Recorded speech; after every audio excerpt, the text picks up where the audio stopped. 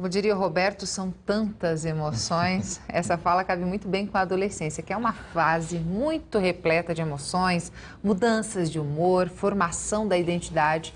Tudo isso mexe muito com o adolescente e nem sempre é fácil aprender a controlar esse vai e vem de sentimentos. Pois é, nessa hora que os pais têm papel fundamental. Sobre tudo isso, o educador e psicólogo Marcos Meia conversou com Andressa Almeida. Acessos de raiva, de ciúmes, de ansiedade, isso todo mundo tem.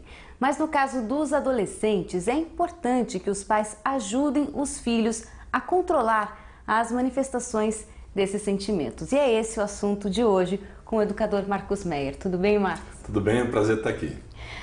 Quando que os pais precisam prestar atenção e tomar alguma atitude? Quando que os filhos começam a ter essas atitudes que a gente pode considerar exageradas demais? Veja, no exagero há uma destruição. Por exemplo, o adolescente que estoura, ele pode dar um soco na parede, estraga a mão, machuca a mão, pode dar um soco no espelho, jogar o celular na parede, às vezes dá vontade. Mas o que a gente tem que ajudar o adolescente a fazer? Ele pode e tem o direito de manifestar o seu sentimento, mas não tem o direito de xingar ninguém, humilhar ninguém e nem quebrar absolutamente nada.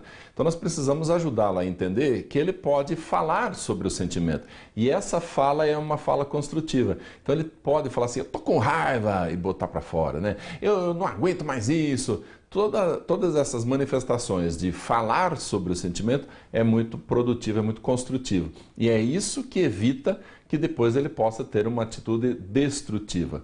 O adolescente que aprende desde cedo a falar sobre o que está sentindo, a colocar para fora, a dizer eu não aguento mais, essa expressão ajuda depois no controle. Na verdade, existem 3 fases para que o sentimento seja controlado. A primeira fase é a identificação.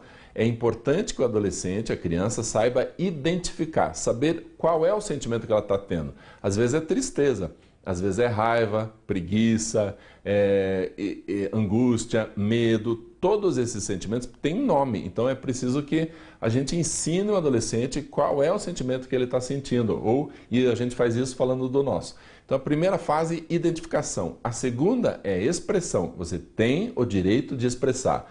Pode chorar sim, pode gritar, pode pôr para fora a raiva, pode dizer o que está acontecendo. Então a expressão em segundo lugar.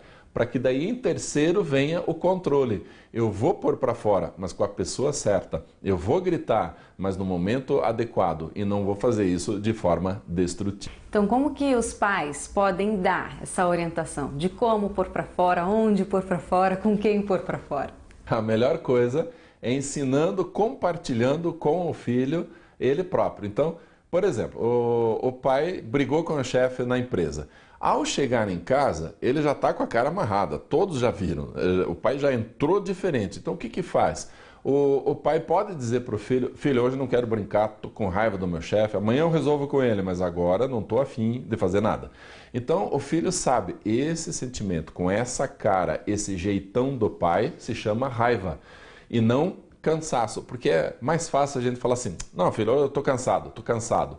Aí o filho observa expressões diferentes no rosto do pai e todas as expressões, medo, ansiedade, raiva, só são chamadas de cansaço. Aí ele não aprende absolutamente nada a identificar. Aí não expressa e não controla. E aí temos adolescentes que estouram por qualquer coisa e cometem crimes, às vezes, por causa dessa falta de controle. Agora, o que a gente vê muitas vezes é alguns pais bloqueando a manifestação desse sentimento, né? Engula esse choro. Não fale isso, não faça isso. Não tá certo, né, Marcos? Não, a gente precisa ensinar a expressar corretamente. Por exemplo, uma criança machucou, perdeu o carrinho quebrou, qualquer coisa desse sentido faz com que ela fique muito triste, com vontade de chorar. Então ela começa a chorar, a gente fala assim, para de chorar, foi só o carrinho e foi tua culpa, né? Às vezes a própria criança que fez errado, desobedeceu e aí estragou algo. Fica com mais raiva ainda, né? E aí a gente fala assim, você para com isso. Não, a gente diz assim, vem cá filho, você fez errado e agora está muito triste, né? Põe no colo, deixa chorar. Mas aí chega um momento que você fala, pronto filho, já chorou o suficiente, agora vai fazer outra coisa. E aí você faz o corte para que a criança saiba que ela pode expressar o choro, qualquer outro sentimento, mas que isso também precisa ser controlado. Então agora acabou, agora eu vou fazer outra coisa. Senão fica o dia inteiro triste, o dia inteiro chorando, fazendo birra, manha, aí não dá.